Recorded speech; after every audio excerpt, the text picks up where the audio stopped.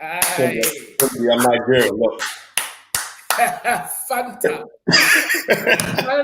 Bro, if it was Nigerian Fanta, then you might have been something because Nigerian Fanta is the one. If you ain't tasted Nigerian Nah, of course I taste it. Surely that thing got so much sugar in it, yeah. That Fanta. if you look at the bottle of Fanta, you get diabetes. Yeah. Nigerian Fanta is on point. That is serious. Anyway, ladies and gentlemen, we are bringing to you a fantastic episode, a post-fight episode of Derek Delboy, Warby Chisora, and the one and only Tyson Fury. And let us start before Spencer starts crackling up the place. Because, bro, you starting already. Bro, we just got on the thing in there eating, crackling, and all that nonsense. Brother. What's the matter with you? Anyway, ladies and gentlemen, let us begin as always in the glorious words of dream it, believe it, become it. Come on down. So grateful. We had a historic night in professional boxing last night where they were all saying that Frankie Blue Eyes, Tundi's best friend, couldn't sell out 60,000. My friend, I was there. I witnessed it. I was very, very fortunate to work in the Chisora camp. And Tundi, you couldn't get a seat for love nor money. The place was jammed. It coming like a blues dance in Brixton. Front line, bro. It was ram. It was jam. The place was jam. And you know what? Oh, my battery. You know what? I was saying to myself, because I'm not really in tune to one second. Because I don't really focus watching TV and watching every little post or YouTube clip that comes up and seeing myself on the TV there, just behind music and AY. I don't know why Tundi, may I say, your face looks shiny, bro. Bro, I don't know why they try to split man up. I don't know why they try to split man up. Don't try to split us up. We're together. But they said I'm sitting just behind. Anyway, we ended up sitting together. But anyway, it is what it is. Where was I? I was saying that despite because I don't really clock onto what's going on per se in the boxing world, things that come online every 2 seconds.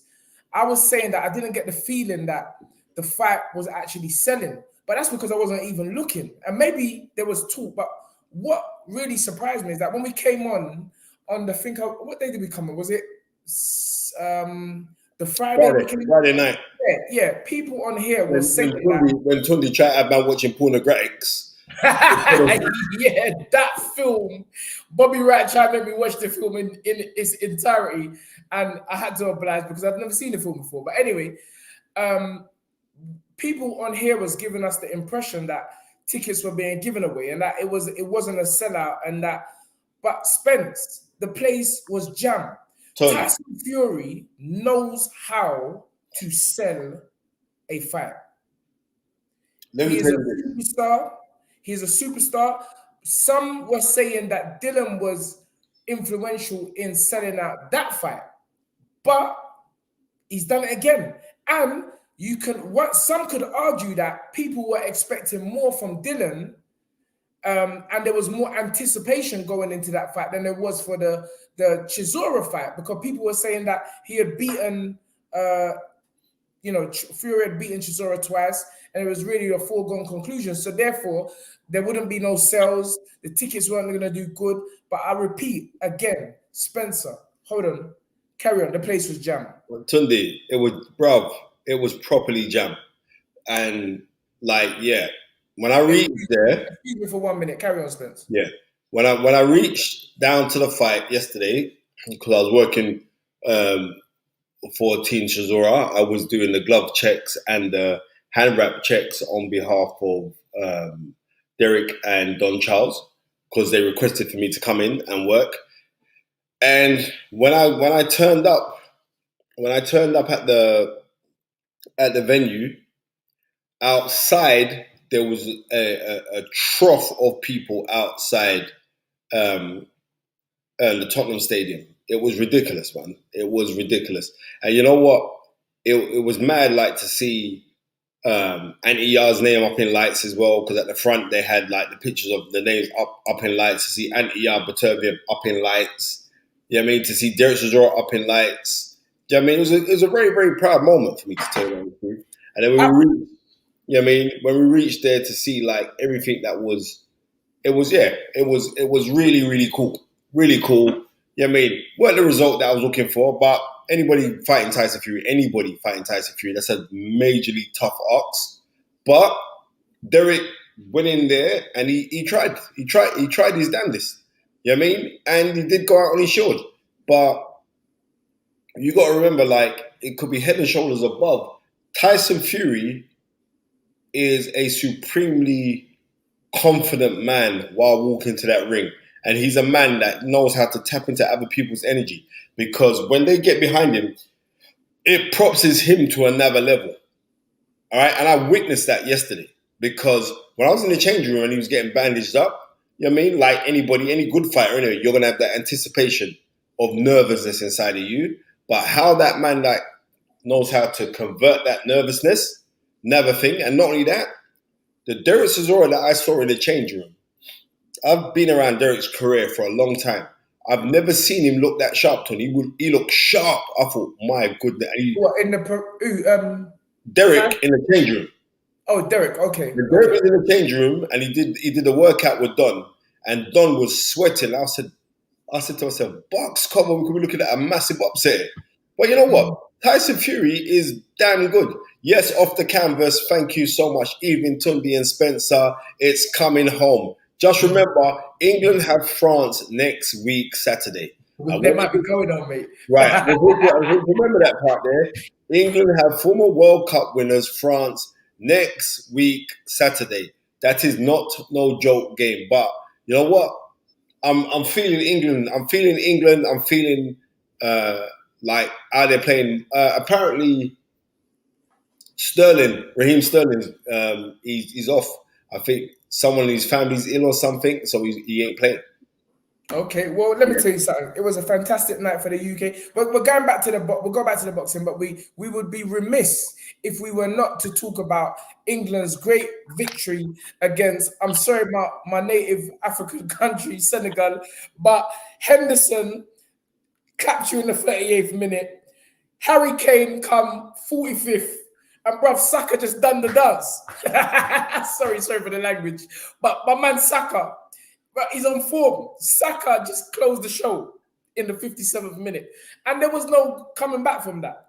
And so on we march to the next round against the mighty France. Mbappe is on song.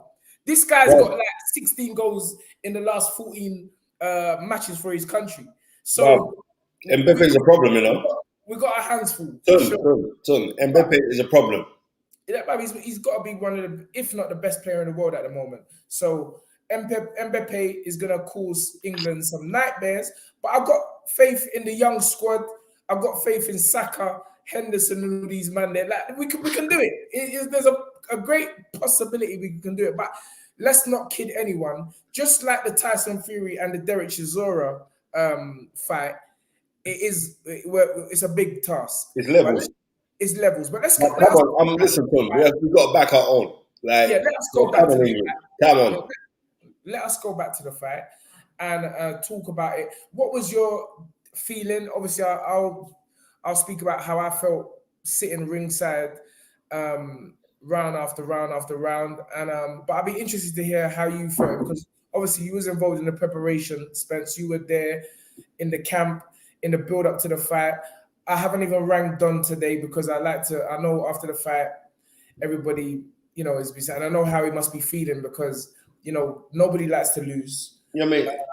And, Derek is our son, and it's a tough time. It's a tough time. These are the times where you need your friends and family, because look, as much as we laugh and joke and commentate on boxing, these young men put their lives on the line every time. And, someone was saying that, I don't like people, these boxers earning money on false pretense, they're no good. I'm saying, bro, don't ever say boxers earn money on false pretense so that they're kidding the game. Because every time you go into a professional prize fighting ring, your life is in danger. And these men have family. They got family, Spence. And that's the serious side of it, which we try not to look at, but is always present. Derek Chisora has a beautiful family, and he's got Don Charles there with him, supporting him, being with him every day, and people like yourself that was in camp. And yeah, you know, but it is what it is. You said it, it's levels, it's a fight game, and there's got to be a winner and there's got to be a loser. But what may I add, Ton? Derek Yes. Chisora did not disgrace himself. Absolutely not. Right? Absolutely not. And I'm going to be I'll let you talk. Go and carry right, on. and Tundi more than anyone, because Tundi has worked with Derek Chisora when Derek Chisora had his world title challenge against Vitaly Klitschko for the WBC Heavyweight Championship of the World over in Germany, and Tundi knows where. You know what? Let me just put it like this. You know what I don't like, Spence? Because you know me, like because I know there are always a few set of people in life, not just boxing, but in life. It's almost as though they're waiting for somebody's downfall. And that's what gets me angry. So we see that thing there, yeah? It's very hard to get me really, really angry, but that one thing just upsets me so much. It's like, and I know the number is very small. That's how I see it. Even though it's polarity, it's always got to be 50-50 because that's just the way life is. But it's like you got these people. I mean, there's even a comment here that I just read. Like this brother, Otto, from the kebab shop, he's like, travesty should have been pulled. That man will have his kids wiping his bottom if he continues. Gotta be safe from yourself. It's not about right now, it's about your kids. Now, I keep seeing these little comments, but I'm saying you man don't know what this is. You man are sitting behind a computer screen talking the negatives. Like, what, you think Derek don't know the seriousness of the sport? You think we don't know it? You lot don't know, or certain people, I can't say you lot, again, I'm tarring everybody with the same brush, but you don't understand what it's like for the fighter and also the trainer who always like love. In love, there's always a glimmer of hope. It's like when your girl tells you she's going to leave you. And you're like, no, love, you can't go nowhere. Like, you know, like you're holding on to this one hope, this one little piece of string. What it may can work. We may can salvage this relationship. And I'm like, that's how it is sometimes for these trainers in the corner. They see their fighters and they're thinking, just one punch. All we need to do is land the one punch.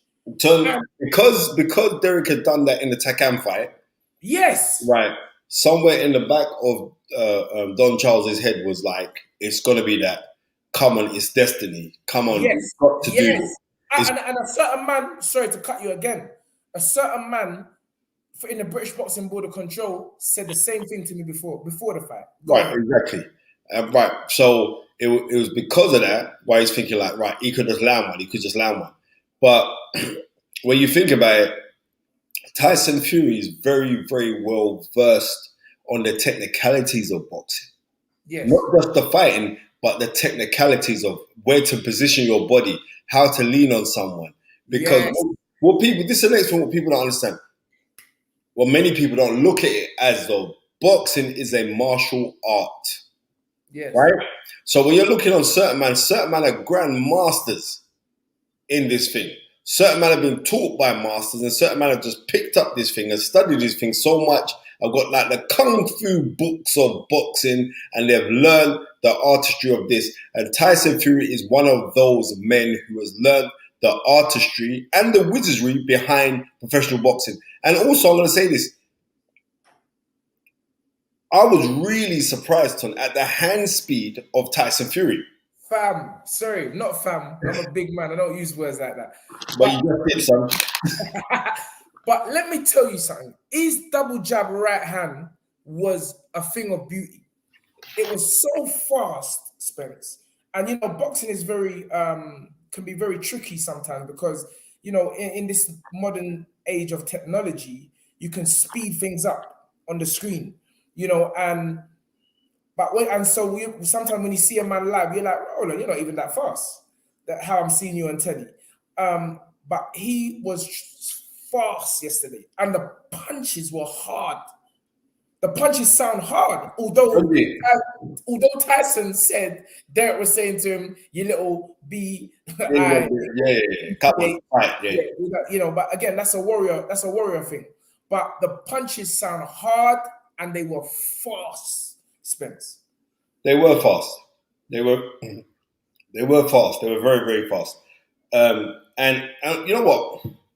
I see Derek threw like some hard jabs. I think it's round 2 or 3 to Tyson Fury's body. Yeah, yes, that backed him up. But unfortunately, he was just that split second too short when administering those attacks. A split second. But there was times where he did ruffle Tyson. He hit him with some hard body shots, and I was like, yeah. But there was a time when he done a 3-punch salvo when Tyson's back against the ropes, and I was like, I was making up noise, and there's like pure Tyson Fury, people around me. But I wanted, listen, I want my man to win. I wanted him to win so badly, but we're realists. We knew Derek was up against it. Derek knew what he was up against, and I feel that's why he was continuously thanking Tyson for the opportunity at this stage of his career to walk away with a large amount of money. Let's get right. I'm not calling man's paycheck. Because you never do. But Tundi, what I'm saying is this: Tyson Fury, when he came into the change room afterwards, yeah, and him and Derek sat down and ate 5 guys together, right? And Tyson Fury was speaking to KD, who works for 258 Management, and while he was talking, he was saying, "Yeah, listen, when I was down and going through my dramas a few years back, Derek would always phone me. You know what I mean? Derek would always offer to give me money. And he said, I was going for it then. Do you know what I mean? And he said, like, it's only right for me to give him a payday. And plus, I know Derek's going to fight. So, props Tyson Fury for that. You know what I mean? Props Derek definitely tried. Again, why are people lying? Why are people going on like it? Hold on. Big up Bent Zen. Thank you for the £10, sir. Yeah. He said, Jedi Spencer, I thought it was telling that AJ didn't turn up to the fight, whereas Joyce and Usyk did. Has AJ, I think Gary's put that on the screen, so I got to squinch my eye. Has AJ's head gone? Also, Hearn is a hypocrite with his comments about Derek. He wanted Wilder. Spence? Stop for a second. £10, sir. Appreciate it. Bless for that. And Monty Singh, we're going to come to in a second. Listen to this one, yeah? And I want people to realize this here. I'll go back to it as well, right?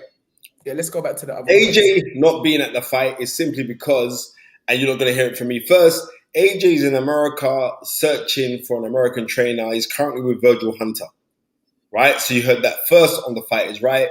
That's why AJ's not here. And you also saw AJ put out a video the other day saying about, to the young kids, be careful about getting criminal records because every time he goes to America, even though he's big Anthony Joshua, he gets pulled into the customs room, right, to find out reason why you're staying in there. And this is a man that is an accomplished, and I would say a role model as well, but he still has to go through those procedures. So that's what AJ is doing right now. So AJ said, right, I'm not going to be at the fight. Let me go and try to sort out my thing because he's meant to be fighting in March, but it's seemingly, I'm hearing through the grapevine, or that fight, actually AJ's comeback fight, could be in April. And top runners is Otu Walling. There's talk about that Jermaine Franklin guy who fought Dylan White last week. There's talk about him as well. So that's what's going on because it won't be Dylan White. If they're gonna try and make that Dylan White fight, Dylan White has to remain unbeaten, and Joshua remains not unbeaten, but don't lose no fights following up. And they'll try and make that fight for summer, so it could be a stadium fight. Because it seems like only the Gypsy King can make people come out their house in cold weather. In December. In December. Right. I had my blazer, I had my polo neck on. Thank God I bought my big overcoat, as my dad called it. You know, my dad called it overcoats. Duffel coat. It was freezing. Bob Arum was there. That to bring him tea, coffee, hot chocolate, leather glove, bro. It was so cold. And Tony, I'll give you a I joke. walked up to you in my suit and my coat in the changing room, you know. You're a joker. Let me tell you I something. said, Tilly, this £1,000 suit has to be seen. I can't ever think. Nah. It was a gear joke. The pre-fights, Usyk's teammate was fighting. That was the lightweight fight. Yeah, Barachek won the European title. Yeah. And Again, Mendy. I was that time I was sitting right next to Usyk and his manager, and I said to him, "Oh, it's so cold." And he said, "Yeah." I said, "The fighters are not even sweating. That's how cold it was. This was like all the 9th, 10th round. No sweat was on the fighter's body. That gives you an indication of how cold that place was yesterday. So credit to the fighters. I did see sweat in the Chisora fight though. They were blowing. You know that when you blow and there's fog in the air? Yeah, they was putting in some level. Tyson Fury was putting in some level. But going the next comment was from Monty. Let's read that. Because he made a contribution, a £10 contribution. Easy brothers, hope you're well. Spence, like to pick your knowledge on Fury Usyk and how the fight goes. People refer to Derek as a veteran, but I refer to him as a hardened veteran. And I agree with you. Derek Chisora he's battle hardened. He's a tough man. Very, very tough man. Well, I've seen him in the camp as well. Certain things, Derek's just hard. Listen, we got listen. You know. This is a show where we have to give people their say. I'm reading these comments here, and it's one of the reasons why I won't really look at any other person's platforms apart from ours, because I'll end up just getting angry all the time. Because what makes me laugh again is that people are like, oh, it should have been pulled out. Don Charles, he should have pulled it out. Where we fear for Derek's health. None of you lot don't care about Derek. You people put out these comments. You don't business about Derek. So I don't know why you're trying to pretend that you're so worried about his health and his well-being. You're lying. You're lying. You don't. You don't. Just admit. You just want to see a fight. You want to see someone get broke up. We get that part there. It's the fight game. We know it, but don't pretend as though you really are concerned about these people, because you're not. You're not. A few of us are. I can't paint it with the same brush. But it just upsets me when I see people just jump on the bandwagon and start saying, Don Charles should have pulled it out. We feared for his life. He could be. You're lying. You're lying. Yeah, trust me. Reptile lifestyles. You know, the people know you're lying. You're not. You're actually not. You're just jumping on that negative bandwagon. Let me tell you something. Nobody cares about Derek Chisora more than Don Charles. Say it again, Ton. Say it again. Nobody cares more about Derek Chisora than Don Charles. Sorry, just one more time for the road. One more time. Nobody cares more about Derek Chisora than Don Charles. I rest my so case. all these people coming up here firing gunshots at my brother. He should have done this. You lot weren't with him when he didn't even win an ABA title. You lot weren't with him when they was in the garage training day in, day out, when no one ever know Derek Chisora. Thank you. You lot weren't with him. When John Khan says a very good point. He says a very good point. Why no one was saying Shane McGuigan should have pulled out Daniel Dubois, because he was all over the place. The things that's moved. To Gary, man, you're not working the thing, man. Put the question up, man. No, Gary, I'm gonna start paying him. I'm telling you. Sorry, bro. Yeah, because the bad things come. Sorry, there's a lot of things. Guy's ramping like he's making tea bottle or whatever. Yeah. For the picnic. So what comment? Because Gary's on. No, here it is. Found it. John Khan. He says, why was nobody saying Shane McGuigan should have pulled Daniel Dubois? Because he was all over the place after the first round. Very, very true. How about that? Let's do these Snapchats as well. Come on, man. Carlos, pick up yourself.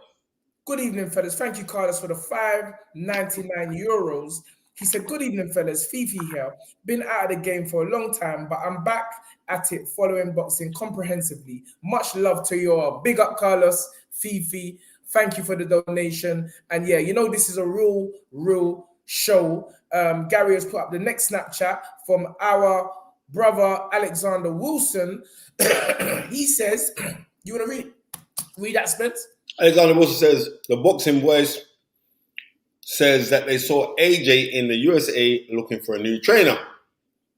But some trainers told him they will only train him in the US of A, not in the UK. But AJ wants them to come to the UK.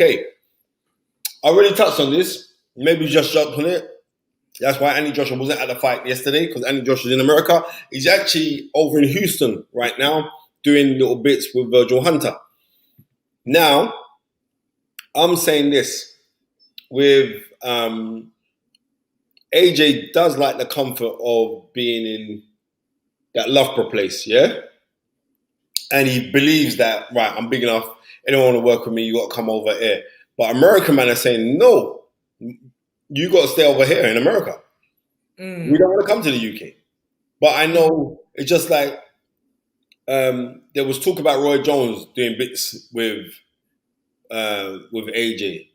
Yeah, but Roy Jones said, "Bro, they aired him." Yeah, Roy Jones was like, "Nah, what?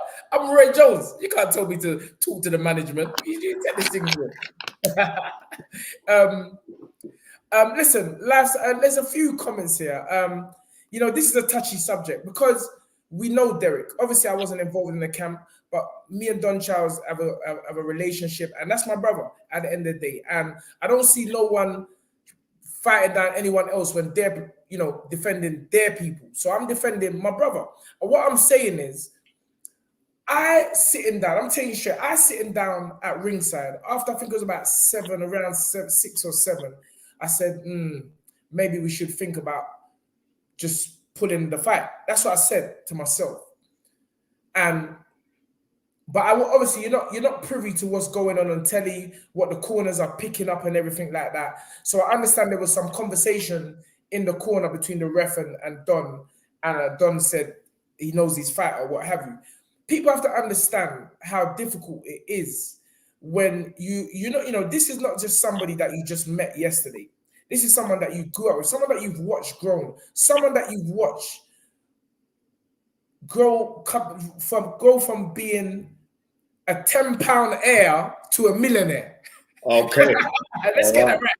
A 10-pound heir to a millionaire. You know, some man, when they're 10-pound heirs, bro, they're still balling like they're rich. But when you see someone grow from humble beginnings and you've been with that person throughout the journey, they've gone off, they've come back, they've gone off, they've come back. You know, it's not just a simple thing because you want it as much as they want it. Now, everything is always clear in retrospect. Everything is always clear when you're the observer.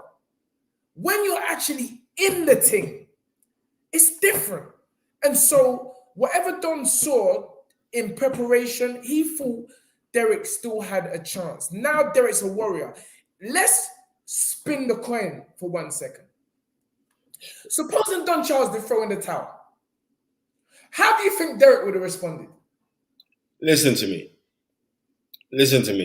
All you people online, you answer that question. If Don Charles had stopped the fight in the 6th round, what do you think Derek Chisora would have had? What words do you think Derek Chisora would have had for Don? Yeah. You know what? When we look at fights in the past, or if we go back to, what was it? It was October of 75, Ali Frazier, their last fight, right? The Thriller Manila. When Eddie Futch pulled the... just bring an overhand right in the 9th round still. Okay. And it just whizzed past Tyson Fury's head. I'm saying when Eddie Futch pulled it for Joe Frazier, yes, right? It's because Joe Frazier couldn't see. Yes. You know what I mean? Yes. He couldn't see, and Ali was just putting it in on him. He's putting that work in on him. But Ali wanted to quit himself at the end of that. At the end of the 14th round, Ali wanted to quit himself. When Ali sat down on Ali turned to Angelo and he said, "Cut the gloves off, I'm done." Because he had nothing left in him. right? The difference is this. I have to be honest. I didn't give Derek Chisora a round in that whole In the contest, fight, yes. right? I didn't. I wanted to, but I'm just being real.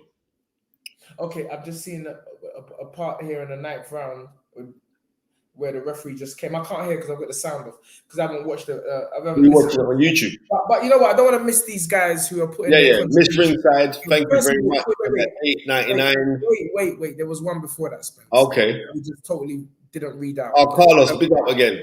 He said, can't lie, those rounds did hurt me seeing Chisora getting hit hard. Chisora is the last of a dying breed, self-made millionaire by blood and tears. And you forgot sweat as well, because that guy's real. Yes, and that's true. It did hurt me.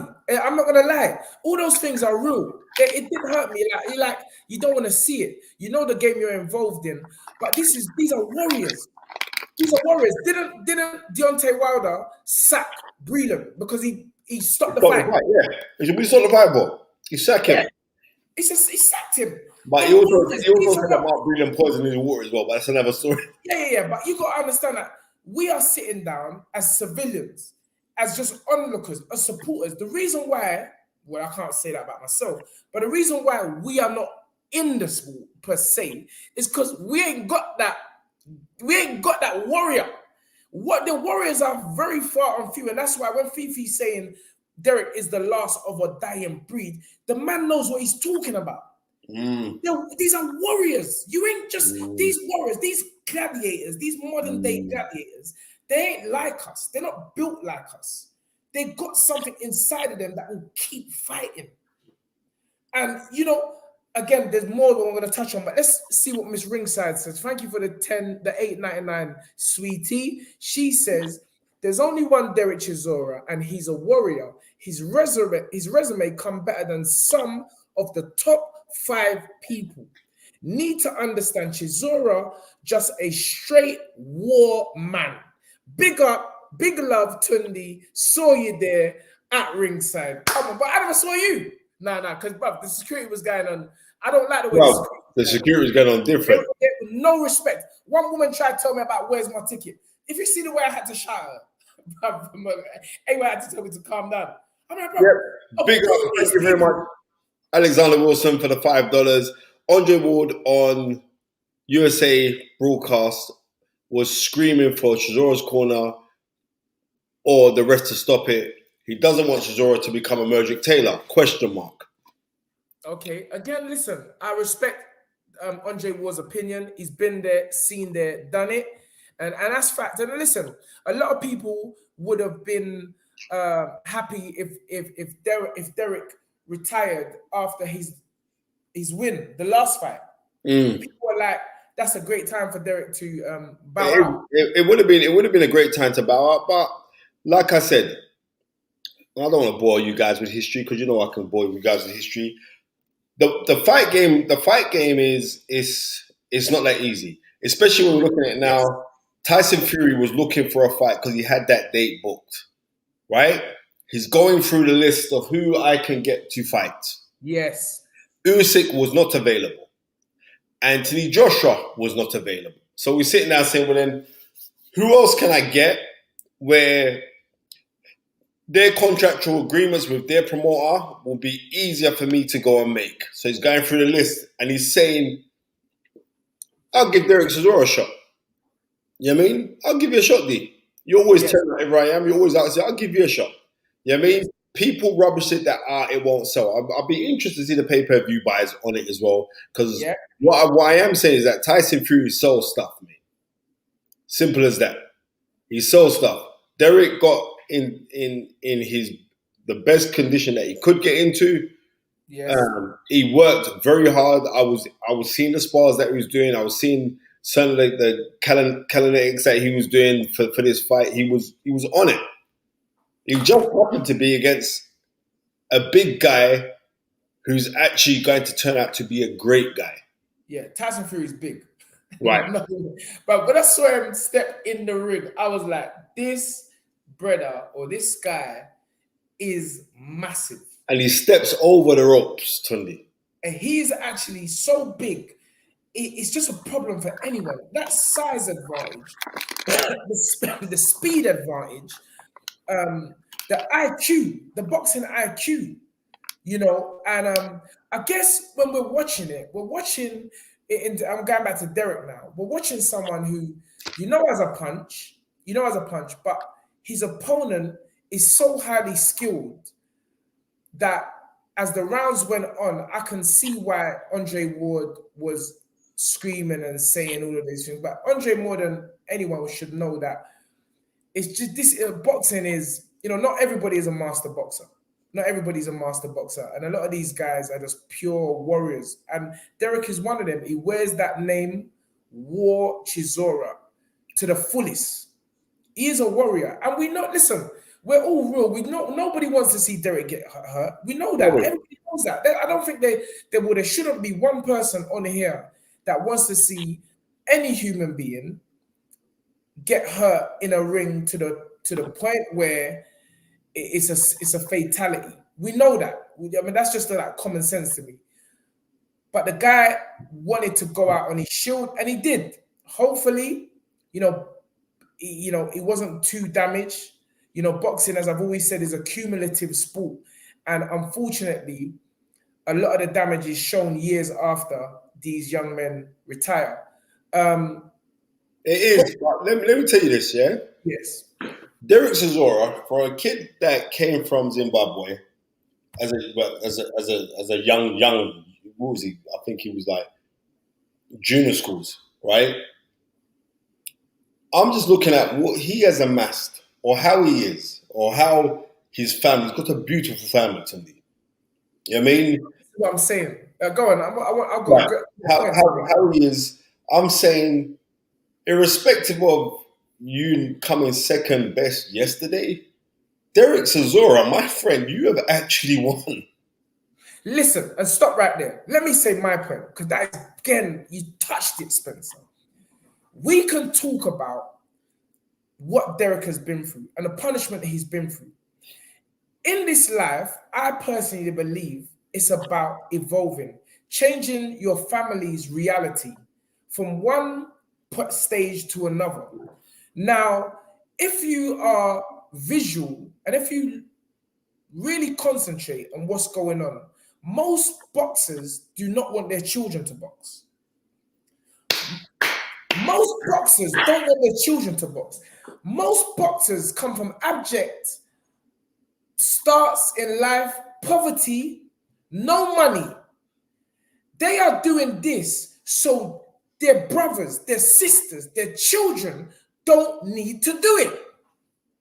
And so there always has to be a sacrificial lamb. There wouldn't be no Francis Warren. There wouldn't be no George Warren. There wouldn't be no whoever, Eddie Hearn, without a Barry Hearn, without a Frank Warren, without people that take the bullets so that the next generation can prosper, so that the next generation don't have to do what they're doing. Derek Chisora has put his family in a situation, his young kids in a situation where they don't need to go through this punishment again. Say no more. Say less. I think, we've done nearly 40 minutes on this. I want to go to the Daniel Dubois fight, too. Bro, so let me just say, big up Derek Chisora. Let's fit it. Big up Derek Chisora. Big up Don Charles. You two men have to be commended because the two of you have changed the lives of others. I blow whistles in there, but I don't make up 20. You've changed the life of others. You've given people, you've started them in a better position than what you started in. That's commendable. And we know it. It's painful. It's painful when you see someone hurt. It's painful when you see people going through pain. It's pain, but bruv, it's a sacrifice. For every evolving, there has to be a sacrifice. That's why they call it what do they call it, Spence? Sacrificial lamb. Yep. That's what they call it. You negative people. Oh, I don't want to see him eating fruit. Brother, somebody's got to pay the price. Enough of you are here today because your parents was working 5 jobs. Security job, cleaning job. So you don't have to do that. So if you want to get all philosophical about this and all about, oh, he shouldn't have done it. No, brother, think about what he's done for others. That's the key to life. Be selfless, do for others. And there's got to be a price to pay. And Derek Chisora has, if Derek Chisora retired today, this man has to go down in history. In the history of his family. Well done to him. Big up Derek Chisora. Big up. What anyone says. He's a warrior. As Tyson Fury said, he's folklore in British boxing history. Bro, that's how it goes. That's how it goes. And you know what? Trust me. Shout out to cool. Because when Derek come in the change room, Don Charles had to hold me, said, Spencer, don't. Because, and Tundi knows, the reason why they had got me working in their camp is because their man comes on one funeral.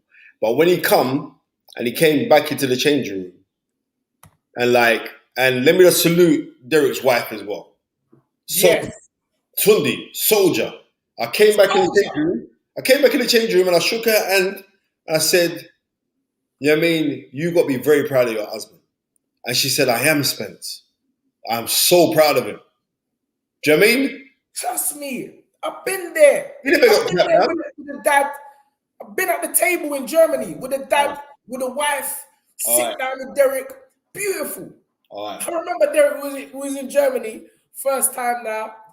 Derek said, yeah, this is my dad. I was thinking, hold on, this is a white brother. I'm going to be a dad. I always laugh about that. But it's beautiful, Spence. It's beautiful. And I don't want to get, again, this is not no wishy-washy business, but I have to slay these negative people that come on here that have a vested interest in just negativity. I just don't. I had to shut up one brother yesterday at the place as well, because he was talking some nonsense. And I was like, mate, don't put what's in your head. Don't try to put what's in your head in my head. That ain't gonna work. You can't make me negative. It's not possible. I'm always looking for the best road, for the most positive talk. And life is gonna be life. The main thing is that you put your best foot forward and you try your best. That's what I'm moving with. That's why the people that you're talking about have made it and you're just talking nonsense. For real. I don't want to miss none of this Snapchat money. Yeah, big up the Snapchat. Big up the great, thank you for the £5. As individuals heavily involved in boxing, what steps are being taken towards addressing the inevitable vacuum soon to be on the heavyweight division 2026? Well, sir, sorry, there's not going to be a vacuum because every generation produces another star or more stars. I'm telling you, that Anderson brother is going to do bits, Listen, every generation, there's going to be no vacuum. There is no vacuum. There can never be a vacuum. There always has to be. There's always somebody coming. There's always somebody to fight. Where fighters are concerned, they have to make the decision whether they are going to retire from boxing or are they going to make boxing retire them. And I'm telling you this now, in 2026, Jollof Joe will still be about. 2020. Well, yeah, of course. Hey, Jollof Joe, that brother. Sorry, I keep on saying that brother. But I was sitting next to him and you can just feel it. He just wants to fight. He just wants to fight, man. He's like, oh. I'm saying, oh boy, I don't know how these guys would do with you, Joe, And Joe's like, he didn't even say nothing. Yeah, big up Tai Chi Chu for the £2. Derek is a good warrior, but a great facts talker. I don't know about that. Thank you. Overtime Malik said Daniel Dubois. Let's go into Daniel. Let's go into Daniel Dubois. Let's just say a great effort, Derek, last night. Great effort, Don. Listen, people's always good. You know better than anyone. You can't be right with everybody. Everybody's always got an opinion on something. The main thing is to stay positive. In your heart, you felt you was doing what's right, and that's all that matters at the end of the day. And you just take the rough with the smooth. It is, Tony. It is what it is. It is what it is. When we talk about Daniel Dubois, so anyway, yes, we're driving into the car park. You was in the same car park, innit? Was you on the blue or the green? Where was you parked? Say that again, Spence. You was parked in a private car park, innit, for the football stadium, yeah? Yesterday. No, Yeah. we come in the chauffeur driven thing, innit? All right, cool. So we parked up. Let me park up now. You know what I mean? I see a B class go past me, window wind down. All right, bruv, I've been looking for you. Boy, Spence, you know what I mean? I thought I had to get the shooters out for you. I said, shooters out for who? The only shots that get taken from me is by camera people, bro. Right? So, who was that then, Spence? Taylor Dubois' dad. Oh, wow. Okay. Right? So then he goes, nah. I said, brother, I don't think you know me, you know. You see me, I speak my mind, you know. As we do. And I said, and I'm going to be real with you. I was disturbed by the derogatory comments that Daniel Dubois made about Joe Joyce's mum. I don't like the mum thing, Tom. You know what I mean? Worse even now that I've lost my mum. I'm even more serious. I don't like when he made a comment about, it's a good thing that you're blonde, so you won't be able to see the beating I'm going to give your son. Right? That was the only thing that I was upset about. You know what I mean? Daniel Dubois, he's an okay fighter. He's an okay fighter. Right? And I'm just going to keep this thing on totally 100. When he got hit and he went over, he kind of pulled his ankle as well because his foot done some funny kind of thing. Well, I'm hearing that it was his knee. Because I was right in front of Daniel. Obviously, I was bigging him up. He was looking at me. I was bigging him up, congratulating him. But I saw them. I wasn't privy to what was being said, but I saw them pointing at his knee. So I was kind of confused what was the actual injury. What I do know is that he went down twice voluntarily. Right. From what I saw, I haven't seen it. But so he did go there. He got hit. He got hit clean once, yeah. The first shot that dropped him was a clean lick. It was a clean punch. And his foot done a funny kind of thing. And I saw that. Then he got up and Linara, right? I'm saying like you dashed away that fight because he didn't step on the gas. Yeah, you should have stepped on the gas. You tried to box with him. Maybe he was apprehensive by the power of Daniel Dubois. Because Daniel, as you know, because Tundi used to train Daniel Dubois many moons ago, that you can really punch, right? Yeah, he can punch. A lot of people don't understand when fighters are not throwing, it's because they're very wary of what's coming back. Right. But what I'm trying to say, that was your opportunity to go for it. And Linara should have gone for it because you had it down twice and you took your foot off the gas and then you know what I mean the rest is what it is. But now I'm hearing everyone saying, "Oh, Shane McGuigan," Shane McGuigan his career there because Shane pulled him through, and all the rest of it. I'll be honest with you, when Daniel was fighting, I just see him keeping looking where we was because I was with Daniel's family. Right. Bless Caroline. Caroline was shouting her lungs out. She was the way I had to stay focused. Caroline was shouting, and Daniel kept on looking over. Yeah. You know, obviously it's a very, very tight knit family. Like I said, when I speak to the dad, I say I have to respect because I remember when the dad used to sell posters back in the day. The African posters, the positive posters. I used to buy them as well. Yeah, so did I. So when I'm seeing like how their families come or how he's manufactured all of his kids in this boxing thing, you got to salute that one. You know what I mean? The dad is coming like Joe Jackson of boxing karate. Thank you, Tai Chi Tube, for the £2. He said, "Tell me one man more honest and frank than Chisora."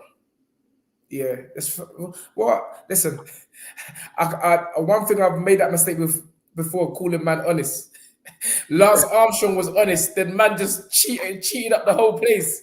But what I do know is Derek has always put it on the line and he's always told it how it is, and I respect him for that. So yeah, you could be right. You could be right there, mate. Definitely. Thank you for the £2. Anyway, let's get back to the bar situation. So Callum saying you could hear Caroline on TV. Her voice carries a serious frequency because she was shouting loud in my ear hole, right inside my ears. But that's the family love there. It is. But Tundi, prior to the fight, when we was talking, I said, Tundi, this Linara boy, he's little, but the you's got hands on You Tony. said it to me, and that's what I was saying. You said it to me. I was talking to George Warren before, and I said, I heard about this guy. I heard this guy's got quick hands. And George said, yeah, he ain't going to come and lie down, but, Daniel should get to him with the power. And that's inevitably what happened. I think what the power, because when someone's got power and they hit you hard, it's like, it's the realization, if you're not on it, it's like, you're thinking about why it feels so hard. Then you get clapped 3, 4, 5 more times, and fight's done. And that's I know. But I'm saying, like, Lenora, I still don't get why. Because I spoke to him afterwards. Him and his trainer. Was it Peter Thomas, his trainer?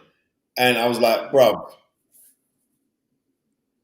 I mean, you had a fantastic opportunity. Absolutely. You just blew a massive opportunity there. Yeah, but it is. And sometimes, as I say, these fighters, they know what it is. They know what it is. And that's what I'm saying. You got to respect man like Derek Chisora. Sorry, going back to Derek. Because this guy, he was taking it and he was still trying to give it his all. So sometimes this Lenaro guy, he felt Daniel's power. And despite knocking Daniel down, he didn't attack. It was bizarre. It was bizarre to say the least. But someone Naz Tundi, how was it like being around Usyk? You know what? He is what he says on the can.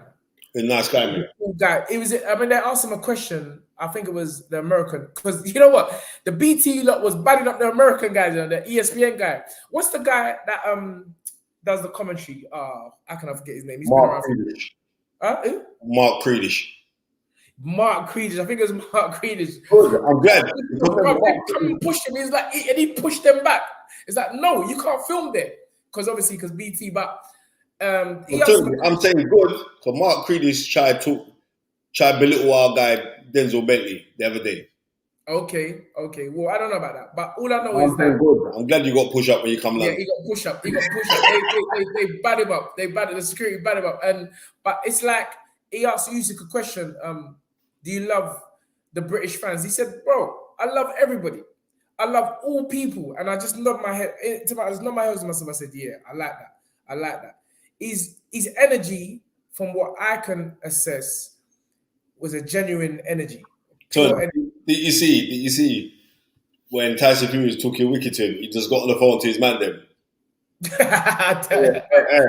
Brother man, we have to take care of him. I don't know about that. All I know, he's a very cool, calm, calculated person. And I can see that. It's real, recognized rule. Any thoughts on the round ending before the clock? Did it? I wasn't aware. Remember, I watched the Dubois fight in Derek Chisora's changing room on the screen, so I wouldn't know if it ended because we're not getting no sound, so I wouldn't know how it went from how it didn't go. Okay. And also, was it Howard Foster was the referee? Yeah, I believe so. Yeah, Howard Foster. I'm just being real, Howard, and you're my guy, but it seemed like you was giving Dubois a lot of time to recuperate when he got dropped in the first round. And like in the second round, he was holding him off for a little piece. Like, and then I'll continue fighting. That's what it looked like to me. You know what I mean? That's what it looked like to me. Well, a lot has been invested in Daniel, and this is business. It's business. You don't want to see your prize asset just fall at the first hurdle, because there's some big fights to be made. Daniel is still, you know what?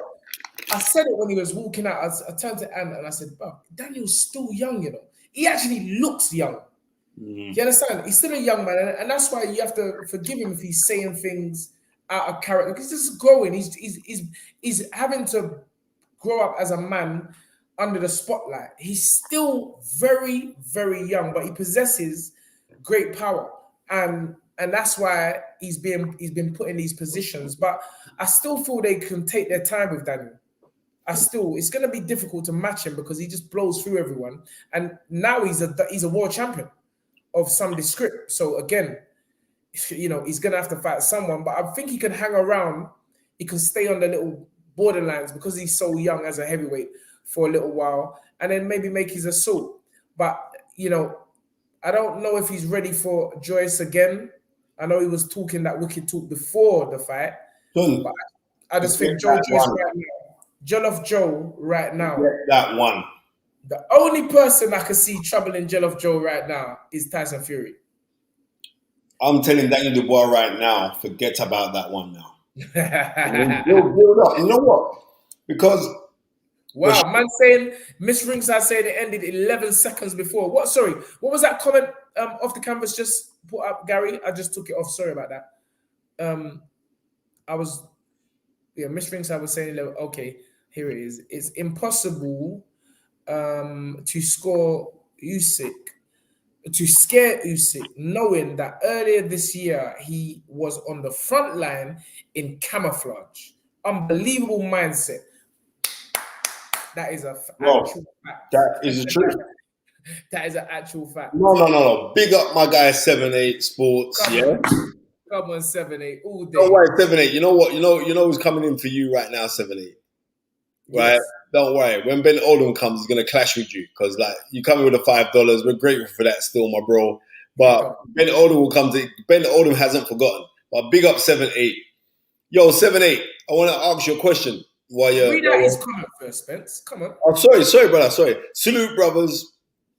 All I know is Fury got newfound power. Didn't look right to me, but I'm a Wilder fan, so all right. Well, let me answer that. I'll be honest with you, 7-8. You know, sometimes, again, TV, as I said, it can give you TV's funny, you know. TV, like, you know, when you're actually there, things happening, is it milliseconds or whatever, they're different.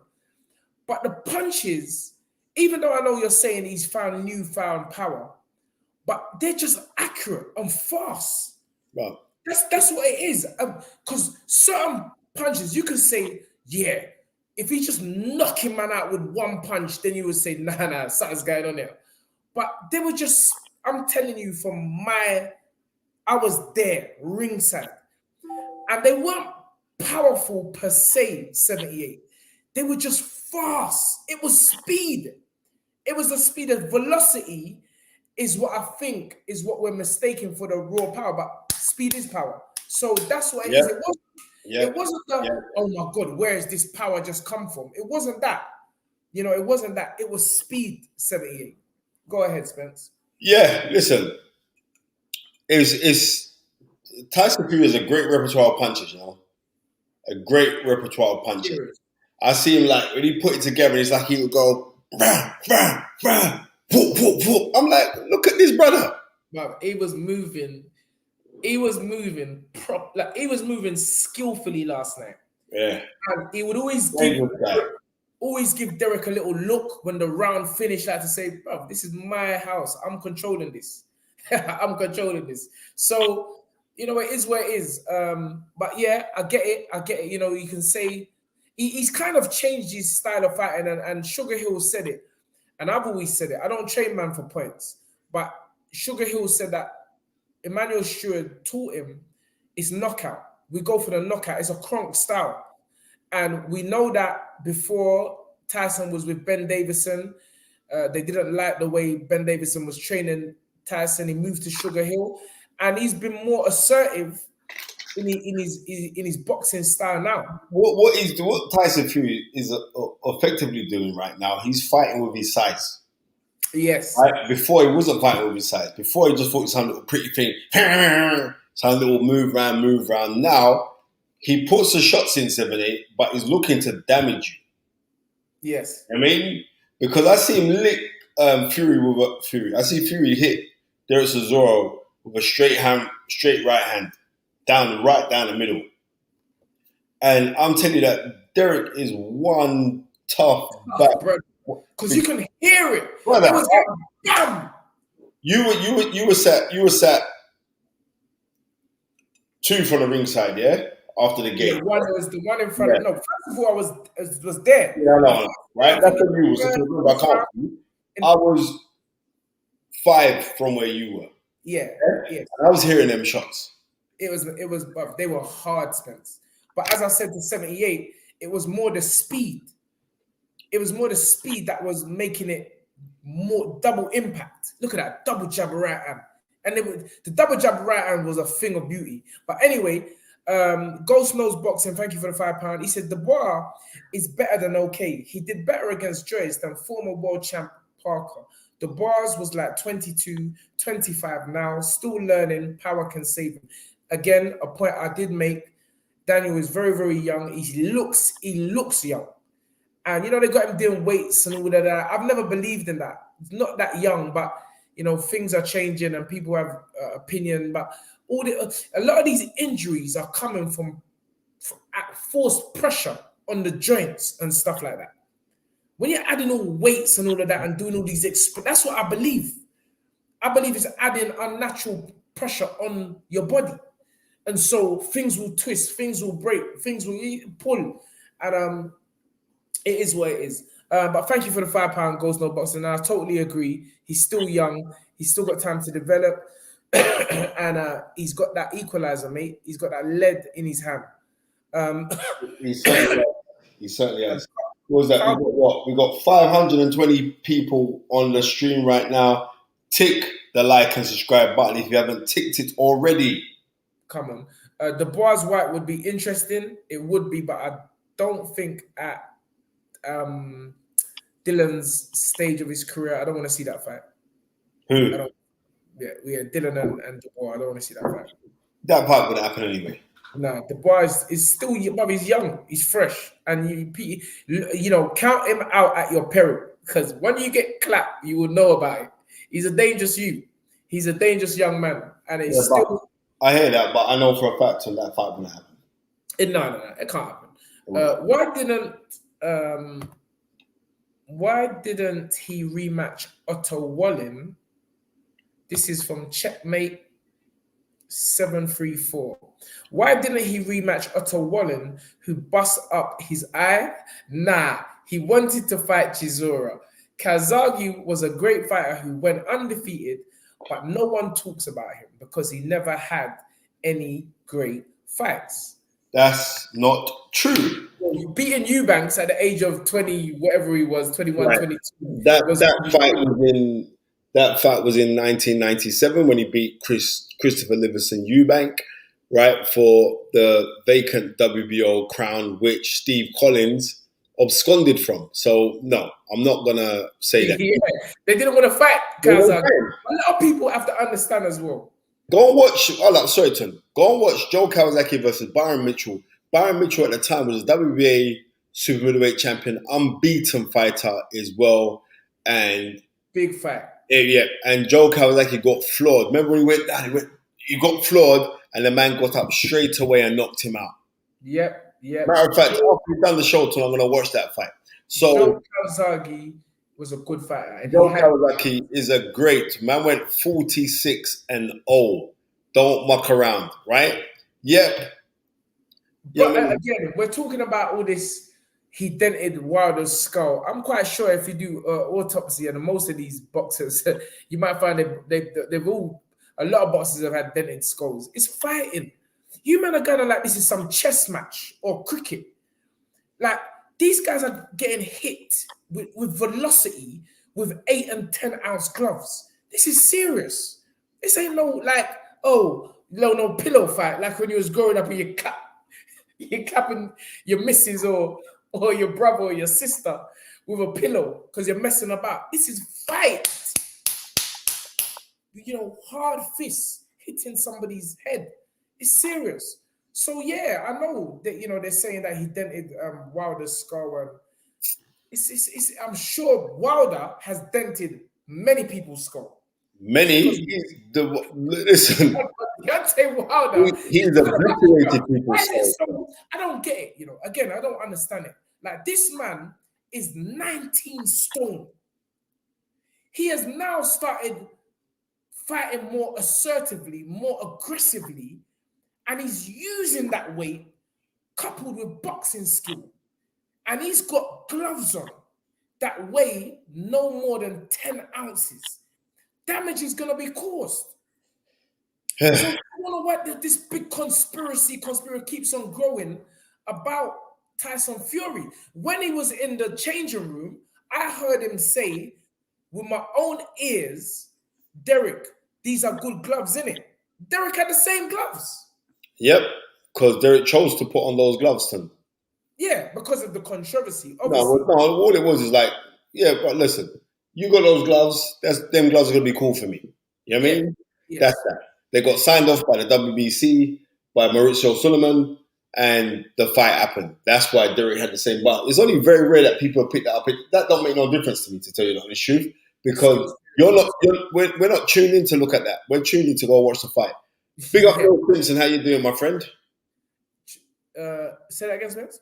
Neil Simpson. I just said big him up.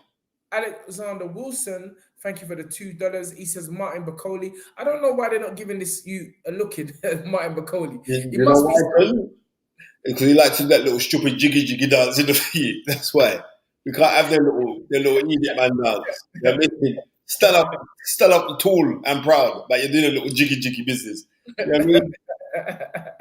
Yeah, like your name's Roger Miller from Cameroon. Remember Roger Miller? Roger Miller was serious, you know, when he bust that little dance. I swear he's about 74 years old. And they tried to say he's 30. Bro, he was 100% lying about his age, Roger Miller. Right. The man was older than that.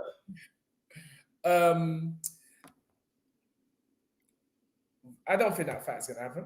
That fight will happen. Adam Azim versus O'Hara Davis. Thank you for the £2. Who said that rubbish? He's just putting that in there, but thank you for the £2. Yeah, why are you putting that in there? That's nonsense. You know that fight can't happen. That fight can never happen. I mean, there's talk about O'Hara Davis and Lewis Ritson fighting in the new year. Yeah? Yeah, that's the talk. That's a bro. If O'Hara's got anything left, he'll knock out that boy. I'm just being honest. O'Hara's got some lead in his hand. Another, you know. I thought O'Hara was gonna fight for a world title. I thought he was in a situation where he fought. It was spoken about, but it never happened. Okay, someone said O'Hara's got an eliminator. That's good if that's the case. Yeah, so the eliminator was with Lewis Ritson. Okay, because I've always said I was going to win a world title by whatever means, or at least challenge for a world title. It would be a travesty if he doesn't challenge for a world title. My opinion. O has got the credentials definitely to do it, in my opinion. Well, the thing about it is he's got two losses on your record, yeah? Yes. And the two losses, one was against Josh Taylor, the other was against Catterall. Catterall, yeah. Catterall is the uncrowned world champion, and the other guy went on to become an undisputed world champion. Yeah. So there's no shame in those losses. No shame whatsoever. And the Catterall one was a debatable loss. I'm just telling you this now. Yeah. Right. Yeah. And I feel if O stepped in it, he could have done much more better. He could have. Yeah, I don't know. If he but I would have shouted. I'd have told old guy in there and broke him up, carry on to start lashing some punches. But it is where it is. O has got a good mindset. He hasn't taken much, if any, punishment in professional boxing. And so he's fresh. He can still go for it. And I'm sure he's still ambitious. I don't know. I haven't spoken to O for a little bit. But yeah, big up O. Hope he does compete for a world title.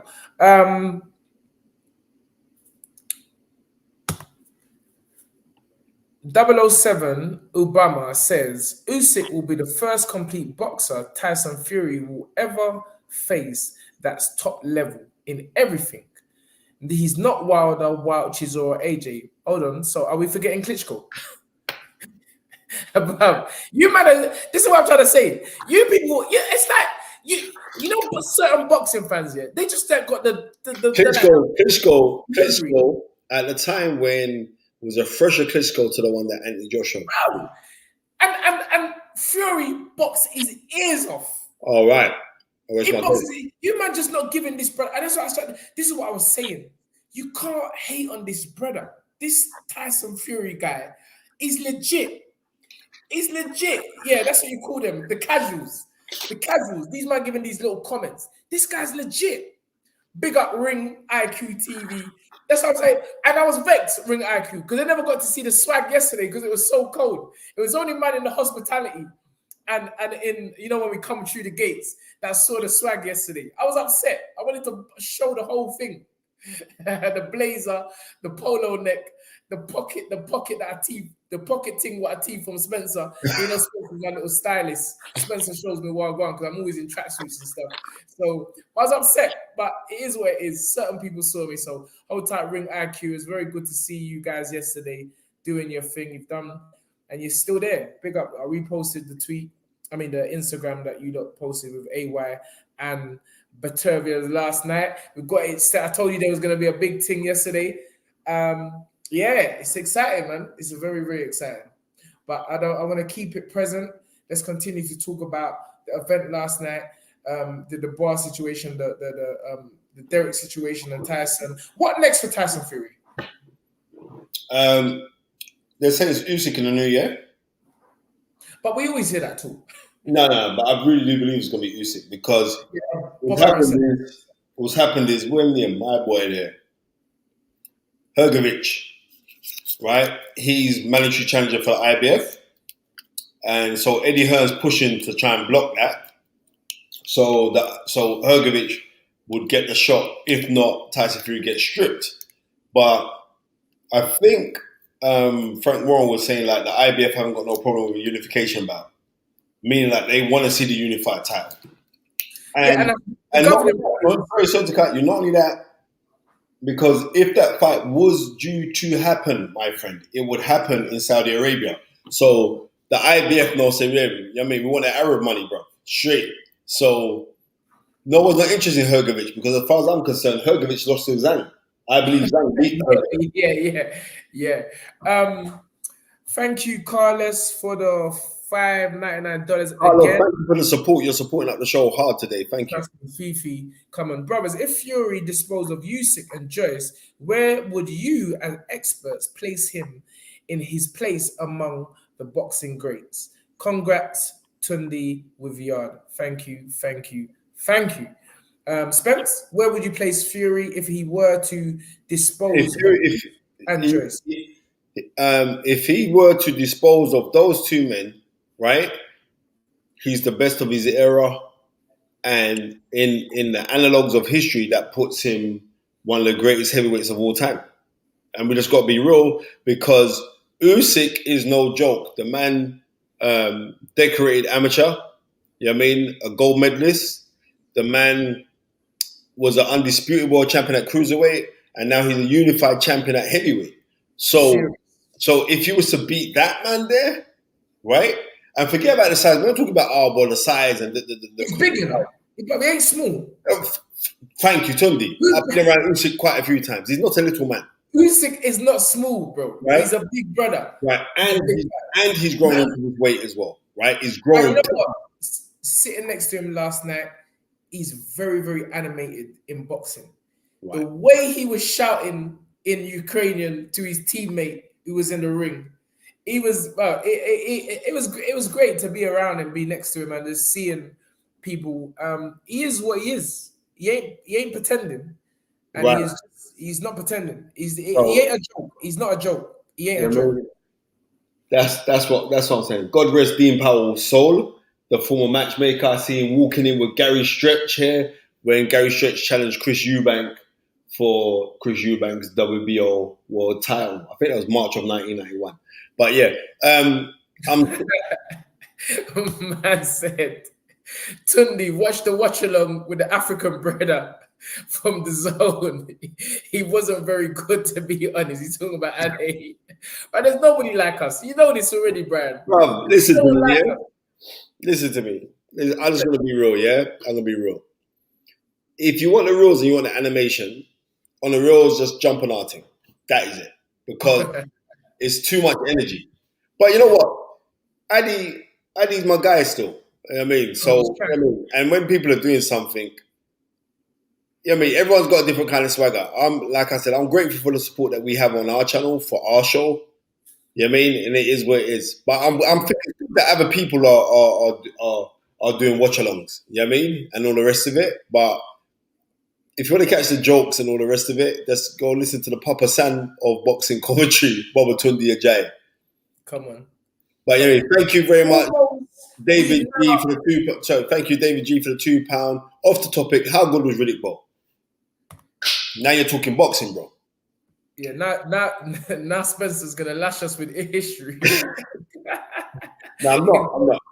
But I'm going to take to anybody. Let me just congratulate all of you lot on The Fight Is Right. We have almost hit 14,000 subscribers. I'm going to say it again. We've almost hit 14,000, not 1,400, 14,000 subscribers. Keep coming. Keep coming. Because this subscription, because not a following. You know what I mean? Because you are us, so you can't follow us. You know what I mean? Makes me so grateful. I'm just keeping this thing. Bro, it's a blessing. Bro, thank you so much, everybody. I really mean that from the bottom of my heart. It's like that's a lot of people, Spence. Of course, we're just talking the thing, and we ain't trying to butter up any kind of conversation as well. We're not buttering up nothing. We're just talking. Big up small acts. Congratulations, Mind Mastery, Barry Coops. But these are people that have been with us from the drop, and that's a lot of people. That's a lot Sugar Ray, listen to this one, yeah. Sugar Ray 29 says Lennox was better than Big Daddy Bowl. I want you to listen to me, yeah. Lennox got progressively better. Because remember, Lennox Lewis stopped Riddick Bowe in the second round of their Olympic final in 1988, right? Where he stopped in his whole career, right? The same place where Roy Jones was famously robbed against Shou Chung Pang, right? Where Roy Jones totally outpointed the man and they robbed him of his gold medal glory. Lennox Lewis, when they turned professional, Riddick Bowe was a more rounded professional than Lennox Lewis at the time. When they were meant to fight each other in 92, when they were meant to fight each other, and Riddick Bowe famously threw the WBC belt in the bin, it wasn't because Riddick Bowe was actually frightened of Lennox Lewis. It was because this is how their man ran it in America. I'm the champion. The purse splits are going to be 90-10. Right? And Frank Maloney, who's now Kelly Maloney, but Frank Maloney tells me, we're not having that, mate. We're not going to fight you for 10%. You're having a loss. So the fight did not happen. Nobody wasn't scared of anything. So what Lennox was saying, Lennox started to call him Chicken Bowl and all the rest of it, blah, blah, blah. But I'm telling you this, the Riddick Bowl that fought Evander Holyfield in the first fight, and I'll go to anybody, please just go and watch that fight that they had in November of 1992. Just go and watch that fight and you'll realize, what was that? I think it was the 7th of November, 1992. I'm going off my head now, just going off in the back of my head, right? Go and watch that fight, and round 10 is one of the best rounds in boxing. Friends, I don't want to run out because it's running out. Gary Dayton, thank you for the 449. Why do we not see any fresh referees, judges coming through British boxing? I think the British Boxing Board of Control need to reform. So many questionable decisions. We will touch on that. And also Leah, the wonderful, the lovely Leah O. Thank you for the 449. She says, congrats on the subscribers. Well deserved. Anyway, carry on what you were saying. Yeah. So, like I'm saying, don't get twisted. Like, Riddick Bowe was very good, but the thing that Riddick Bowe lacked and the thing that Lennox Lewis had in abundance was discipline. Riddick Bowe, when becoming world heavyweight champion, I think Riddick Bowe made about $40 million from boxing, yeah? Right? Serious amount of money. You know, Riddick Bowe, he had a house, Sunday. Riddick Bowe's house had 5 kitchens in it. Why do you have 5? Are you hearing what I'm saying to you? Really looked like it had 5 kitchens because 1, 2, 3, 4, 5 kitchens the man had in Vegas. I said money can be a blessing and a curse. Because I'm saying, how can someone that had so much now have so little? The woman was chaperoning them around. It's just like, it is sad, man. And I think there needs to be more advice for fighters, you know, when they earn this type of money, you know. Of course there is. But then he's also saying, you know what I mean, Riddick Bowe was saying that Rock Newman robbed him. You know what, I could bring Riddick Bowe right now, you know, but I ain't even going to bother him. You know what I mean? No. He said Rock Newman robbed him. So it is what it is. Yeah, we got enough fans here, man. Lifestyle. Tunde, I've been watching your show from time when you and Spence used to sit side by side at the table. Nice to see the show grow as big as it is. Definitely the best boxing channel, without a doubt. 100. Big up, lifestyle. You know what it is, bro. No, man. And we're gonna go back to them days. Yeah, seriously, we definitely are. We're definitely going to go into in the new year. We've got some exciting things. Riddick Bowe was only 25 when he beat Holyfield. In the Yep, first he was 25 years old, Tunde.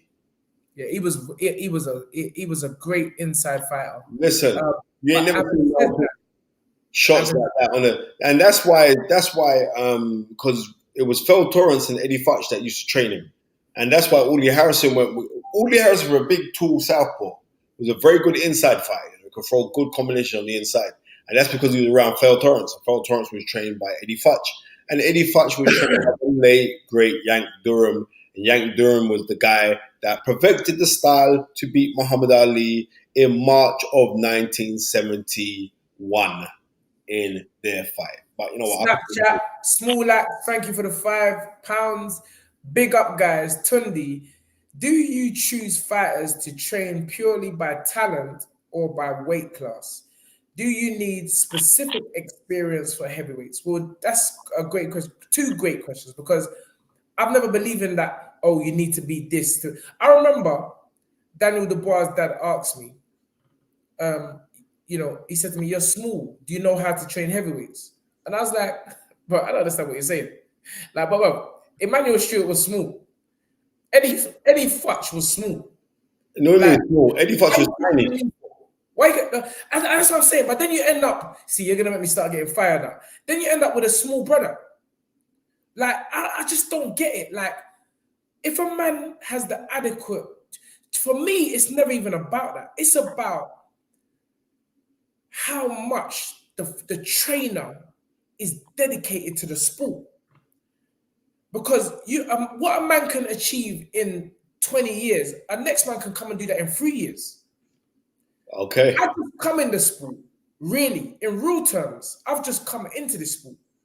And I've taken a young novice, or we have taken each other to one world title.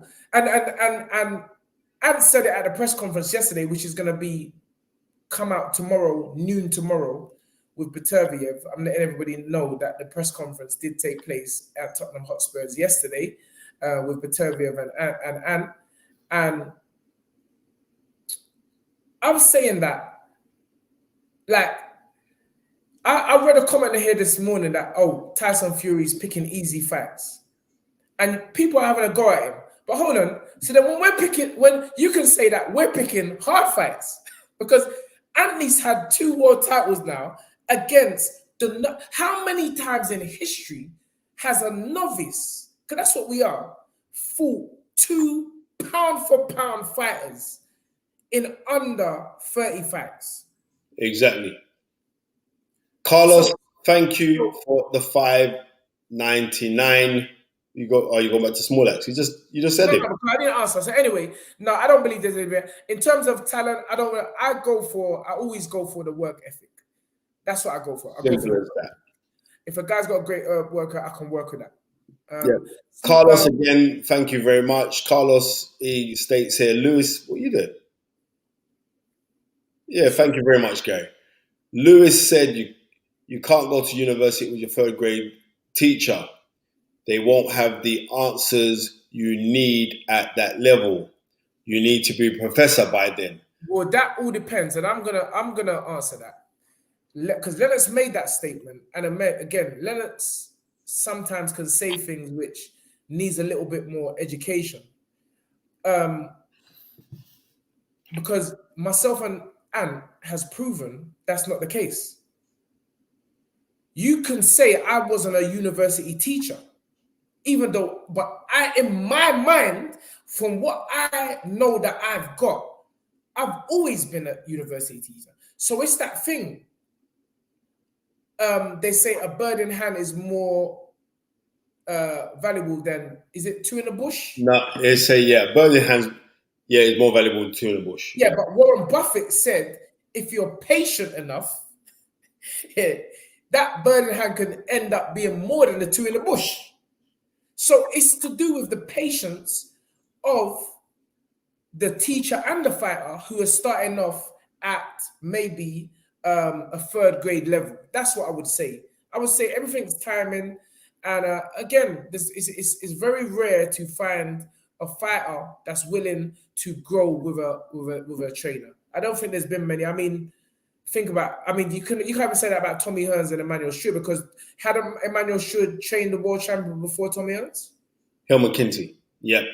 Helmut Kinsey won the world title in August that year. Tommy Hearns won his world title in October of that year when he knocks out Pepino Cueva. Yeah. So I mean, listen, I get what Lennox is saying, definitely, but I definitely get what he's saying, and Yeah. here lies the difference. When he's saying that you can't offer that, things are down to work ethics. I don't want to keep on going. It's work ethics. It's work ethic.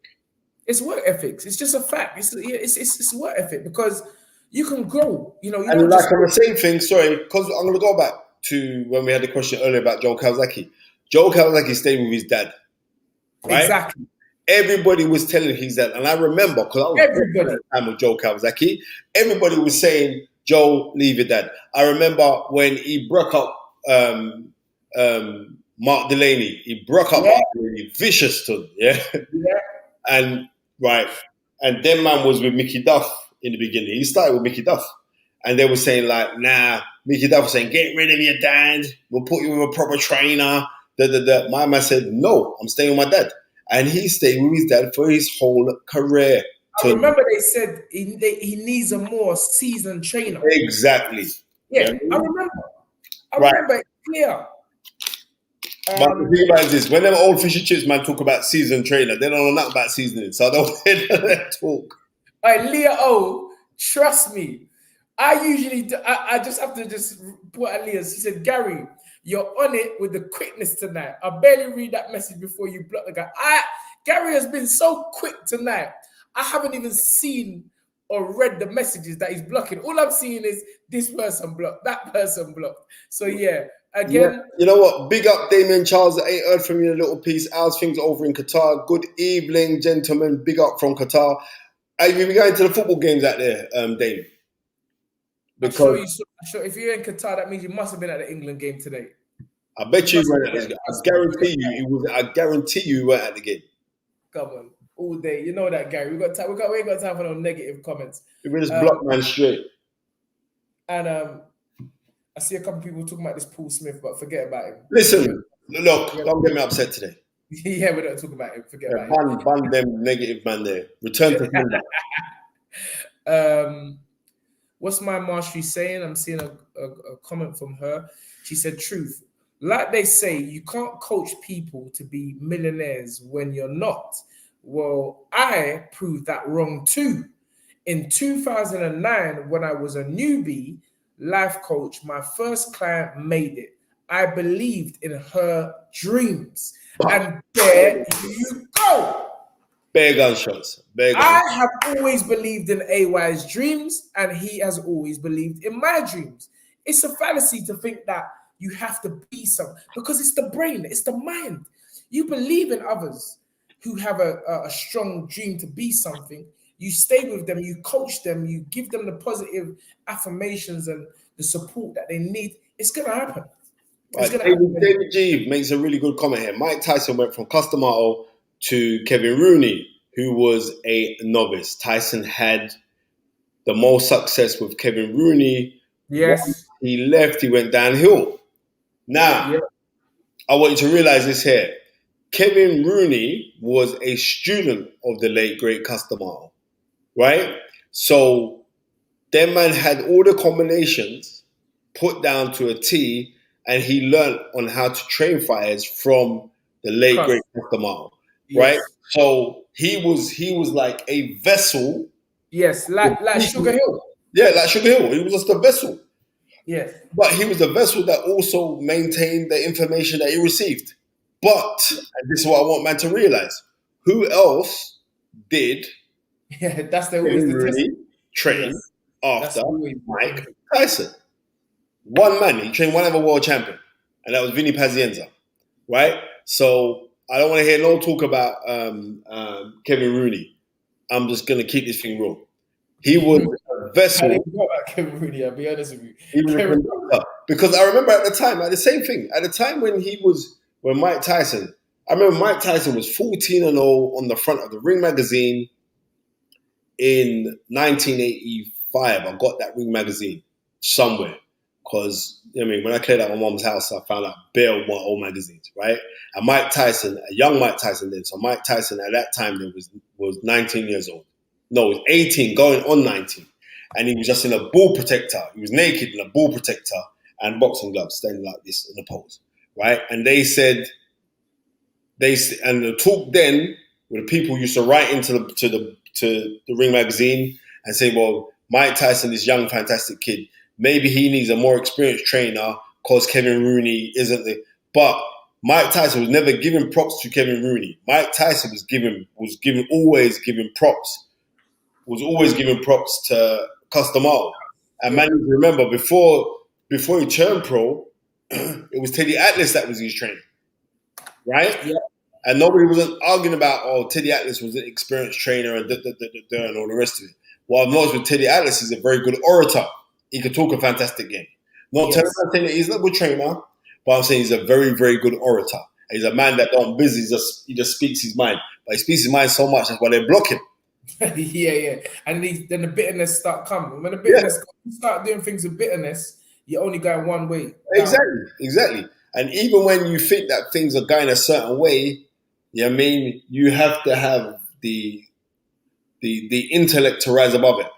You know what I mean? Just like I'm going to touch on this. Like when Tundi was saying now about all these little negative people and blah blah blah and everything else, and it's only a small amount, right? But I'm telling people this now. You know what I mean? It's better to create something that others criticize than to create nothing. So that's Spencer getting locked off. They don't want no old man proverb. Gary, they were like, from the internet just said, nah, my guy with that old man thing, man.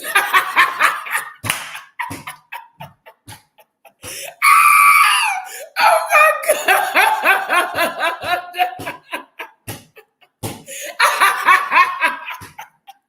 The internet just said, bro, you know what, mate?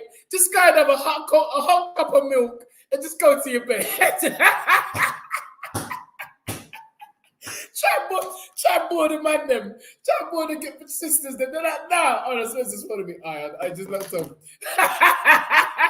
Gary.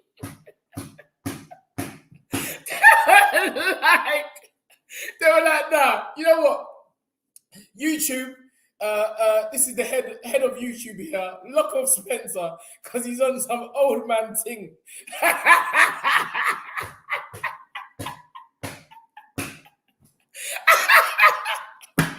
Man's like, we don't want to hear no drag. Come on down. Oh no, Spencer! Oh God, you gotta love him. Spencer's the best. I don't care what anyone tells me. Where is he? Spencer, where are you, man? Fix up your internet, bro. Bro, my eyes was. You know when Spencer was talking, my eyes was starting to go like this.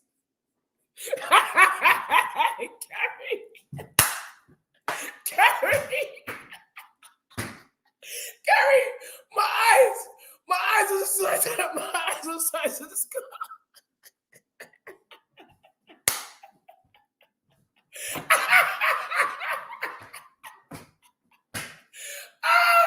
Stop it, Tony. Stop it. Oh, my goodness gracious me. Nah, you know what?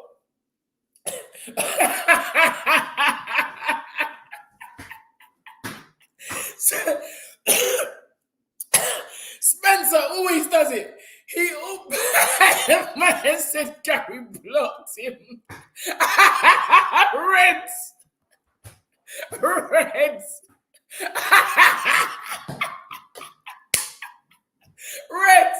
Man said Gary blocked Spencer.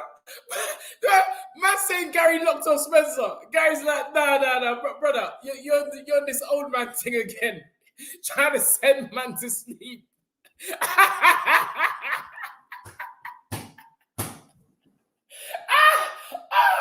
Miss Ringside, you gotta help Spencer. You gotta help him.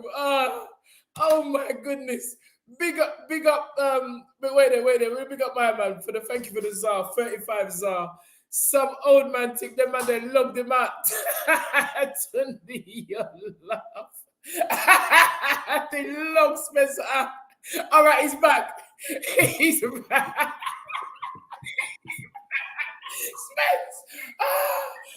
Spence, I'm sweating. Bro, I'm saying this again. Nah, it's the Chrome. I gotta send my computer to the computer shop. It's the Chrome. It just locks out. It does enough to me. Bro. I'm saying again, I don't business about the trying to lock off. They don't want to hear the powers. It's better to create something that others criticize than to create nothing and criticize others. So all them people criticizing up the thing, you've created nothing.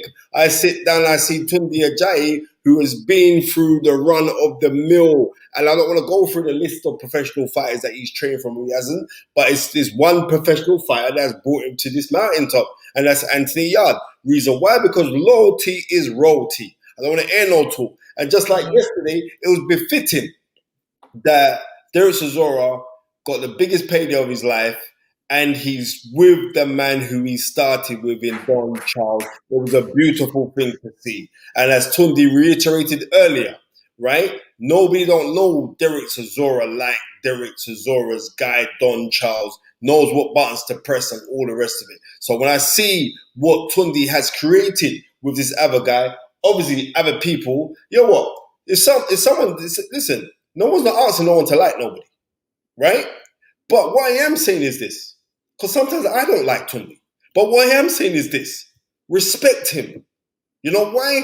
Because he's been true to the game, right? And that's that. But why don't you like me, Spence? Huh? Because you bleach your teeth. Why don't you like me? Because you bleach your teeth. Don't be hating on me, bro. Because I like you all the time, man. Even when I'm angry at you, I still like you. I still love you, man. Don't come and know I don't like you too, man. It's nonsense. But you're putting the wrong message out there, bro. No. You know what? The thing is this. You know, like when you download anybody who knows to deal with this Apple book business, yeah. How do you download the latest version of Chrome? Please just send it on the inbox and let Gary tell me. I don't know. That's Gary's department. Yeah, the thing just keep on locking me off, bro. Let's be this for ages. Spence, we've actually been on here for over 90 minutes. Bro, I'm going to my bed, bro. 97 minutes. I got work to do. Yeah. That's the only reason why I want to call it a day. We've had a good little chit chat today. Still 431 people on the live. Again, congratulations to the victor first and foremost. Tyson Gypsy King Fury put on a dazzling performance last night. But also, congratulations to the second winner in Derek Chisora for being the sacrificial fat lamb that has put himself in a position to make the lives of others better. And for that, he should be commended. He is the captain of his own ship, his own destiny. And for those of us calling for his retirement, I thought about this today, and you know, you can look at it from where we're standing and say, bro, he needs to retire. This is too much now, you know, because it's boxing. He's taking a lot of punishment and everything. But think about it. It must be very difficult, Spence, to give up the only thing what you know to do. Like, you know, you haven't made plans, which, again, is something that people need to consider when they go into the sport. But again, that's hard because they're warriors. This is what they know to do. But it must be hard. Imagine a plumber, someone saying to them, you can't do plumbing no more. Like, it's difficult. So I know everyone can say there's people around him that should tell him, but he's got to evidently be the one that makes that decision. And it's a hard decision for him to make. And let's just hope that he looks at everything Is anyone going to give him another massive payday? We don't want to see another Danny Williams situation where people. He boxed the other day, didn't he? This is what I'm saying. It's just sad. He boxed the other day. People just taking him. Listen, I'll talk to you after the show about that one, yeah? Because then he's really angry. That can't happen to Derek. I believe that. No, never. But listen. Maybe if he just has a farewell fight against just a body. Again, I don't even like to talk like that because, bro, this is boxing. Everything is danger. There's a potential for danger. But if he could just have maybe a farewell fight where he is overwhelmingly in his favor, just to say thank you to the fans. But if he were not to fight again, he would not have done himself any shame. And he went out at the top level. That's how you got to look at it. He went out at the top level. Fighting the best heavyweight in the world.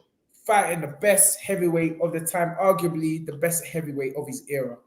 Ladies and gentlemen, thank you for joining us. Cindy, there's no arguments. Tyson Fury is the best heavyweight of his era. Yeah, for sure. I mean, it's hard to disagree with that. The way Chris Eubank bust up Gary Stretcher, oh my goodness. The man never done nothing on the big ground. You're always talking about these old school. I love them. That's right. I love them. But that's why you got the knowledge. But anyway, living in Luton, big respect, Tunde. Thank you, sir. Hey, what do I see here that just come up on my phone that is yet to come up on the screen? It's gonna come up. There you go. G-Chains, come on. Sorry, Gary, I just double pressed that. Thank you for the it's all. You know what? I realized when we're just about to look off, man, that's money. Mash up the vibe. The money man them start come true. Yeah. Like they even gents. Who else was buzzing to see AY and Batavia face off last night? Bruv, I was so gassed. Fire emoji. Roll on January 28th. My brothers AY and Tunde. Yeah, gonna make history, fam. Hashtag get the strap. And big up my brother Spencer each and every time. Fist pump, love up. You know how we're doing. Big up G-Chain. He's a real one. For those of you who wonder why I keep on using the word fam, it's because of this bloody Gary. This brother here is the reason. Every message is fam. Every message. This is a big money man as well, Every message is fam. So he's the one that is responsible for adding to my vocabulary the word fam. But it's all love. Gary is always that. Gary, oh man, he's he's been supporting myself and Ant from the get-go. From the jump. And he's a great supporter of ours. And thank you so much, Gary. Really, really appreciate it. Every little counts, every little bit means something. It's a contribution. I'm quite sure you can't walk down the street in today's climate and a man just throw £45 in the air and say, go on, that's yours. 45 pounds, you know how much petrol that is? And I never lose sight of that fact. No, that's nearly half tank Tarotted. To Wrigley Spearmint Gum. It's just a blessing that people are contributing and helping the show. Because listen, the way I see it is nothing is free in life. And me and Spencer and Gary are giving up time to that everyone else can listen as well, because time is something you can't get back. Thank you very much, P, for the £10. No comment, just cash liquidity. That's what I like. All day. Is that what I like? Silent collection. Collection in the thing. Ladies and gentlemen, thank you so much for the Sunday service. Come on. Protecting Pastor Babatunde Ajayi and Deacon Spencer Farron. Master Knowledge and Master Genius. Come on. I'm going to go and do some. I thought they were starting with something. Carl said use the 45 squid to get a new internet provider, mate. Don't worry about me. Don't worry about me. It's a brook for a brook up your face, bro. Brook up your face. What kind of violent things that? Spencer, have you spoken about Dubois yet? Taking more knees than a Black Lives Matter. Bro, Gary, you want to come and joke up the show at this time of the night? Bro. No, you know what? Gary? What's the matter with Gary? You know what? Gary's saying, You know what? I would use that one, yeah. But more in the I black actually hole. like. Actually, that is very funny, though. You know, I remember that part there. I'm gonna use that. I'm gonna use that one. That is a limited. That's actually the joke of the day. That is a limited. Yeah, but Gary says it's all banter. And that's the thing about our show. It's banter. But No, you need I'm cutting that part. It's 1 minute 44. I'm cutting that 1 hour 44. I'm cutting that part because that was too funny. 1 hour 44. Yeah, that's what. Yeah, I'm talking about. That's what I'm using because that was funny, bro. More knees than the Black Lives Matter rally. Where do you not get these things from, bro? The way you not just come out with bars. It's just gives me joy. I sit down and have a book. But anyway, listen, man, I want to thank G Chains. Let me just roll through because they had a lot of people on tonight. Thank you, Carlos. Thank you, Philip Answer. Thank you, Lee S. Thank you, Lifestyle, Carl Brooks, Mind Mastery Strategist, Barry Cubs, Tai Chi Tube, P, Big Fat Gourmet Kitchen, big up to you just coming, Kurt Campbell, Ikram Mudim Zawain, always supporting Damien Charles, Miss Lovely Ringside. I haven't even seen her name, but I'm bigging up Leah O. That's the princess there, living in Luton. Melanie Robinson. I haven't laughed so much in ages. Tundi, you're not easy. Come on, you know how this thing goes. We've got a joke. You need it. Sugar Ray 29 all day. Jaden Martinez, I didn't read it, but he says, and I agree, Fury is becoming an even better boxer as time goes on, and that's facts. And I agree with you. Adi Fasan, big up. You've been in the building. AO, he's there. I've already said Kurt. Listen, all in all, thanks everyone who has joined us this week. Carlos, Mr. Fifi, bigging up. Tartan 360. As I said, all in all, thanks everyone for keeping us company this evening. Hustle, Daily Motivation. I keep on seeing these names. I'm just bigging them up. Thank you very much, Ringside. Yep, the best show on YouTube. On YouTube cover, the great one. Well, King Reds, you don't know, the man's them 109 all day, every day, South London crew, North, East, West, wherever you're from, up and around the country. We will end the show just as we begun it with the magical words: dream it, believe it, become it. Come on down. Peace to things. I'm out. I'm going back to go watch Chris Eubank's defense of his WBO title because I see in the ring. You know, you used to roll regular with Michael Watson. Yes. That little what's his name? Tim Westwood. I Yeah. didn't know that. Yeah, he used to roll regular with him. And that's something now that Michael Watson will tell you, oh, that was 25 years ago. I don't know that. Everyone has washed their hands of Tim Westwood. Oh, yeah. The little groomer, man. Yeah. Let's not go there. Anyway, ladies and gentlemen, good night. God bless. Have a great week ahead of you. All Come on, positivity. man. Remember, if anyone come around you with any... And you know what? Who you're around dictates your life. Just remember that. Trust me that. And there's no... Listen, when a man is negative, you don't give them a second chance. Because if you give them a second chance, they're going to drag you down again. It's just the way it goes. When someone shows their colors, believe them. Just believe them. Ladies and gentlemen, good night. God bless. Peace.